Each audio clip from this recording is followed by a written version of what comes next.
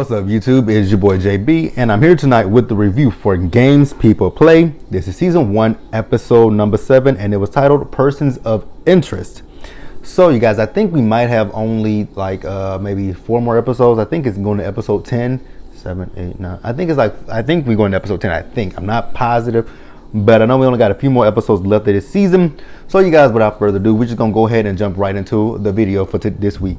All right, so then we see Vanessa and we see Marcus. Vanessa and Marcus are on a hot date with each other. I'm like, ooh. I'm like, Marcus done took Vanessa on a date? Like, damn. I mean, the world must be coming to an end. So, while they at dinner, Marcus is telling Vanessa about a story when him and Kareem went somewhere and some guys bought them Cristal champagne. And basically, the guys were just hitting on, Marcus and Kareem. She was like, so what did y'all do? He's like, shit, we drank that champagne and we got it there as fast as we could. So then, Marcus's phone is going off and she's like, do you need to get that? And, he's like, nah, it's nothing important. So then, Vanessa's phone also goes off and she's like, well, I guess it's the same thing. We got the same message. And what the message was they got a message from, I'm guessing, Loomis. And he's telling them to be at the police station at 9 a.m. because, I guess he's going to question them. So then we see a scene where Vanessa and Marcus, they are each talking to their lawyers and they're talking about what they're going to say to the police when they go down for questioning. So then we see Loomis. He is questioning both Marcus and Vanessa separately with their lawyers there. And then, he's showing Vanessa the footage of her coming out the hotel room screaming at Kalinda, like, if I see you up again, bitch, I'm going to kill you. And he kept repeating it. And it's like, you do realize people say things in the heat of the moment that they don't necessarily 100% mean. But since we do have a dead woman that is, which wouldn't that be, well, it's not circumstantial evidence, but like that really isn't truly evidence. Like, I could scream it to somebody right now, like, I'll kill you if I see you. Doesn't mean I'm necessarily kill them. It's a figure of speech. So then, we see Loomis. He's, like I said, he's talking to Marcus and his lawyer. So he's asking Marcus, did he feel anything for Kalinda? And Marcus is like, nah, didn't feel nothing for Kalinda. And so then Loomis is like, what did he say to him? Oh, he dropped the bombshell on us that Kalinda was pregnant. And he asked Marcus, did he know? Well, Marcus dumbass knew that Kalinda was pregnant. And I'm like, Marcus, how fucking stupid are you? So not only did you cheat on Vanessa, you cheated on her with a girl that was, I guess, a cheerleader, and you fucked her raw, and then you got her pregnant. Yeah, Marcus, somebody knew that, and somebody killed Kalinda, and making you prime suspect, making you and your wife prime suspects number 1 and 2. Like, how fucking stupid is Marcus? Marcus is so fucking dumb. So then as, Vanessa and Marcus are getting ready to leave the police station, they are surrounded by the press asking them, did you kill Kalinda? Did you do this? Did you do that? You know how the press is. So then they get home and the press is following them home. And I'm like, well, damn, y'all ain't got no kind of motherfucking privacy. So then, Vanessa calls Nia and she's telling Nia that, maybe the story leaked somewhere. So then, Nia's boss, I think her name is Chris, right, y'all? So she comes in and, she was talking to Nia about the story and Nia was like, she was telling Nia basically that the story was just too high for her to pay for it, because the woman kept talking about her uncle and her mama. So then, the boss, I think her name is Chris. So Chris tells Nia that basically what it is, since Vanessa and Marcus have been in LA, they have been, the trending topics. And what she wants Nia to do is to get the real story, no matter who it turns out that the killer is, get the real fucking story. So then back at Vanessa's home, we see that, the housekeeper is leaving for the day. And like shit, the housekeeper can't even get out there because they're questioning her. Then we see Vanessa, she goes up to the baby's room and like, damn, do y'all not have blinds, curtains, nothing in your house? Because the people can literally see through your baby's room. Like, that is crazy as shit. That, like, what? And I guess. So then also we got them knockoff Saber Sunbeam wives. They show up with some pizza. And I'm like, that pizza, first of all, it looks like it's old. It looks like it's cold. And it doesn't even look edible, to be honest with you. It looks like cardboard pizza. So, like I said, they showed up, and basically the only reason why they showed up is because they wanted a photo op. And I'm like, if that was Kelly Pitts would have never done no shit like that. My Kelly would never do nothing like that. So then, Jackie and Ginger and the other two girls go in there where Vanessa is, and Vanessa in her sweats, and they're like, girl, why are you in your sweats? I just saw something fly in my room. Okay. Like one of them daddy long leg things that come from outside. Damn. I gotta find it and kill it. Back to the show, you guys. So, like they tell me, she's like, so what y'all want me to do? Like dress, like get my hair and makeup done? Like, no. And I'm like, and Vanessa think that they being supportive, and she's like, she'll keep them up to date with anything. No, girl, don't keep them up to date with shit. Those are opportunistic hoes that just want limelight, fame, paparazzi, pictures, all at the glitz and glamour. Even if it's bad, glitz and glamour, paparazzi, anything. Like, no. Fuck no. All right, so the episode, it opens up. We see not Dr. Loomis, Detective Loomis, and Detective Loomis is at a bar, and he's looking on the screen, and he's looking courtside, and there's a cop courtside, and if you guys didn't recognize, it was the cop from the the pilot episode when she was questioning Vanessa and Marcus about Kalinda Walters. So then we see the Detective Loomis, and Detective Loomis is questioning the woman like, so how did you get courtside seats? And she was like, I won the tickets on the radio. He was like, level with me. How did you really get those courtside seats? So in a nutshell, what she did was she gave Vanessa and Marcus the video footage from the hotel when Vanessa whooped Kalinda Walters' ass and Marcus' ass at the same time. So, she was like, if I give you this stuff, like, you're not going to fire me, are you? He was like, nah, I got you. She was like, you're not going to fire me. Like, this is my mama. This is my uncle. This is so-and-so. And then in the end of it, Loomis fired her motherfucking ass. So, then later in the episode, I'm going to go out of place just a little bit. But later in the episode, we see Loomis. I think he's at his office at the police station, and he's watching on the news. And on the news, they are talking about they're covering what, something that's transpired. They're talking about the video of, Vanessa beating Kalinda's ass, and he's watching that. All right, so then we see Marcus. Marcus is at the crib, and Kareem is there with him as well. And I guess this is Kareem's doctor that he, pays under the table, I guess you would say. And, he's looking at Marcus's foot. There is a big ass mosquito bite on my thigh. If you guys see me looking down, that's what I'm looking at. What was that? Oh, so yeah, Marcus and Kareem and his doctor that he pays under the table, they're there. So basically what it is, the doctor tells Marcus that, what's wrong with his foot is that it's a mild sprain and that he needs to stay off his feet for at least, a day to 10 days. And Marcus and Kareem are like, well, that's not something that can really happen because, he makes money because he's a basketball player. So it can't really happen like that. So you got to figure something else out. So he's like, what, I can give you a shot of cortisone and, that'll take away the pain. I'm like, oh shit, I see it happening now. Marcus is going to get some more he's going to get this cortisone. Something else is going to happen.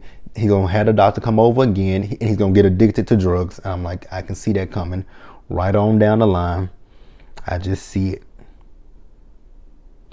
Okay, so then as the doctor's getting ready to leave, because Kareem kept trying to go through his bag. He's like, Kareem, stay the fuck out of my bag. I ain't got nothing free for you. Stay out. So then he goes up to Kareem. He's like, so when you going to get back in the NBA? When you going to go back on the court? Kareem says, oh, I'm working on that. And Mark's like, you are? I ain't know nothing about that. Like, you didn't tell me shit about that. So then we see a scene where Marcus is in the team's locker room and the coach is going over plays. And ouch. I don't know if Marcus was working out with one of the his teammates or if he was working out with the trainer. But he had one of those weight balls and, they were just throwing the weight ball back and forth. And then out of nowhere, once Marcus caught it once, I think he twisted his ankle and he fell down to the ground. I'm like, see, there we go. He gonna go get another shot of cortisone and that's gonna get his ass addicted to, the pain pills. But, the coach told him to go see the trainer, but I'm like, Marcus is not gonna go see that trainer because again, it's a mild sprain and the doctor before told him to stay off of it for a few days. Marcus is going to, like I said, get addicted to drugs. I'm kind of calling that. I could be wrong, but I'm seeing it coming down on right, guys. So next we got my girl Nia. So we got Nia. She's at the office, and MJ is outside, and he gets a phone call from the cop, and the cop is just basically telling him she got video footage of, she was like, are y'all the ones that leaked that story about Cardi B and Nicki? He was like, yeah, it got so many likes, it got so many shares, got so much stuff. And she's like, well, you know what? I got this video of Kalinda, Vanessa King. Yeah, you know Vanessa King, right? Marcus King wife. Yeah, I got a video of her beating the shit out of Kalinda Walters. He was like, what? You don't say so. So then he goes in there with Nia. He was like, so I got this person on the phone saying she got a video footage of, Vanessa fighting Kalinda. And he looks at Nia. He was like, wait a minute, bitch. You knew about this, didn't you? And she was like, yeah, I knew about this. And, basically she says, you know what, when it comes down to it, I don't want anything to do with that tape because I know how it could look as black people. It's going to be the court of public opinions, which exactly is what's going to happen. It'll be the court of public opinion. So she's like, absolutely not. We're not taking that story in the discussion. Is it, and if you don't want to work for me, I can send your ass right back to New York where we came from. I'm like, well, damn, Nia, you didn't have to be that mean to the boy. Like, he just thought that would be a good story. But I think MJ should have known right off the bat, like, this is her friend. She's not gonna take this story. So I don't know why MJ necessarily went in there with that story. But then eventually Nia's like, you know what, MJ, I do apologize to you for that. I'm just stressed out right now with all this shit that's going on between me and Eric. And Eric is just mad that I didn't tell him about Terrence, and he's accusing me of so much stuff. And I don't think what it is. I think Nia could have said something. But I don't know. I don't know how she could have broke that down either way. Because either way it go, I think he would have been mad regardless. So I don't think Nia that would have been a losing battle no matter what Nia said. She could have said, oh, that's my ex dude. But I reached out to him because, Vanessa needed help. And then he probably would have said, so, well, why come you just didn't give Vanessa his number so that Vanessa could reach out to him? So it probably would have been a losing battle all the way around no matter what she had done. So then we see a scene with Eric. I actually really do like Eric though. So Eric, he going to the police station. He looking for Terrence. He talking about, he want to file a police report against somebody that's stalking his girl. And then, Terrence is like, okay. And then, he's, but Terrence already knew who Eric was. He just was obliging him. And, he's talking about, well, they stalking his girl. And Terrence is like, well, shit. He was like, you Eric, I know who you are. And he was like, oh, so you know who I am? He's like, yeah, and I want that thing back. I'm like, ooh, Nia, bitch, you got two niggas that want you. Hell, Vanessa don't got two niggas that want her. Vanessa got Marcus that, I don't know what the fuck Marcus wants, but ooh, I'm like, get it, Nia. Gon' get it, Nia. Gon' get it, Nia. Get it, Nia. So then we see Eric. He goes back to Nia's. Because also Terrence did tell him that he was at Nia's house. And I'm like, oh shit. Terrence is dropping bombs on that ass. So like I said, Eric goes back home to Nia. And he says, you know what, man, I'm going back home. And, he mentions the fact that Terrence told him that he was at the house. And, basically, they get into a kind of an argument about everything. And Nia's like, but, Terrence doesn't mean anything to me. He's like, but he might not mean nothing to you, but you definitely mean something to him. And, because he's like, he wants you back. And she was like, no, he does not. And, so then she was trying to smooth things over because she wanted some dick. I love Nia. Because he was like, so you wait. So you want to have sex with me? She was like, yeah, pretty much. And then, they get into an argument. Did she go was that the bathroom that she went into? I'm like, oh, girl, you're going to use your toys, huh? Poor Nia. You know what, when Eric left for the night, I would tell Eric, you know what, Eric, if you want to leave that badly, I'm telling you that there's nothing with me and me and Terrence on my side.